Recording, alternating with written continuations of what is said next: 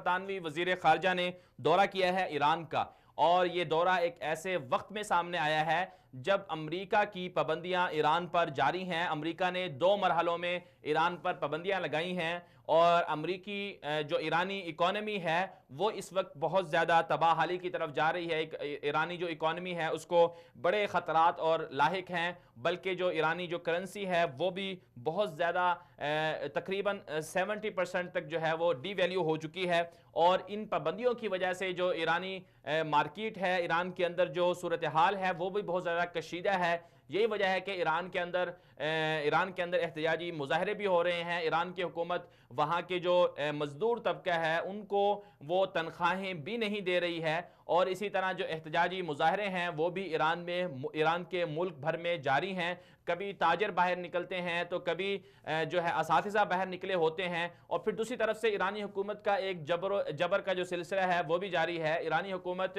وہاں کی جو عوام ہے ان کو پابند سلاسل کر رہی ہے، اور وہاں کی عوام کو جیلوں میں ڈال رہی ہے، اور احتجاج کرنے والوں کے خلاف بڑے پیمانے پر جو کارروائیاں ہیں وہ بھی جاری ہیں۔ جو برطانوی وزیر خارجہ کا یہ جو دورہ ہے، اس دورے کا مقصد کیا تھا، اس دورے کے ہدف کیا تھے؟ تو آج جو ملاقات ہوئی ہے تہران کے اندر برطانوی وزیر خارجہ کی، جو وہاں کے ذمہ دار ہیں جواد ظریف جو ایران کے وزیر خارجہ ہیں، ان سے جو ملاقات ہوئی ہے تو دونوں ملکوں نے اس بات کا اتفاق کیا ہے کہ جو ایران پر امریکی پابندیاں ہیں ان پابندیوں سے یورپ یہ چاہتا ہے کہ ہم اثر انداز نہ ہوں۔ ظاہر سی بات ہے امریکہ نے جو پابندیاں لگائی ہیں اس کا مقصد یہ ہے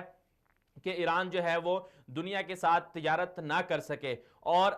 جو یورپی ممالک ہیں جس میں برطانیہ سر فہرست ہے، یورپی یونین ہے، اور فرانس، اٹلی اور جرمنی جو باقی ممالک ہیں، ان کی بڑی بڑی کمپنیاں جو ہیں وہ ایران میں بزنس کر رہی ہیں، تجارت کر رہی ہیں، اور بڑے لمبے عرصے تک جو ہے دونوں جو کمپنیاں ہیں یورپین کمپنیاں ان کے معاہدے ہیں۔ اب اگر امریکی پابندیاں لگ رہی ہیں جس طرح سے، تو ان پابندیوں سے ان کمپنیوں پر اثر پڑ رہا ہے، اور یورپ کی جو بڑی بڑی کمپنیاں ہیں جو یورپ کی اکانومی میں اپنا بہت زیادہ حصہ ڈالتی ہیں، تو اس سے خطرہ ہے یورپ کی طاقت کو، یورپ کی اکانومی کو، یورپ کی اقتصادی جو صورتحال ہے اس کو۔ یہی وجہ ہے کہ فرانس کے اندر دورہ کیا تھا حسن روحانی فرانس گئے تھے، یورپین ممالک کے دورے پر گئے تھے، اور وہاں یورپین جو یونین ہے اس کے عہدیدار ہیں یورپی ممالک کے، ان کو قائل کیا تھا کہ وہ ان کا ساتھ دیں۔ اور جو بنیادی طور پر اختلاف ہے وہ اختلاف اس بات کا ہے کہ ایران کے اندر جو اختلاف ہے بنیادی طور پر وہ یہ ہے کہ امریکہ کہتا ہے کہ ایران جو ہے وہ خفیہ طریقے سے ایٹمی توانائی کے حصول کی کوشش کر رہا ہے۔ جو نیوکلیئر ڈیل تھی جو باراک اوباما کے دور میں ہوئی تھی اسے ختم کیا تھا امریکی صدر نے، جس کے بعد جو ہے پابندیاں لگائی گئی تھیں، اور ظاہر سی بات ہے دنیا یہ بھی جانتی ہے کہ ایران جو ہے مشرق وسطیٰ سمیت کون کون سے ممالک ہیں جن میں ایران کا جو اثر و رسوخ ہے وہ بہت زیادہ ہے، مداخلت بہت زیادہ ہے، انسرجنسی ہے۔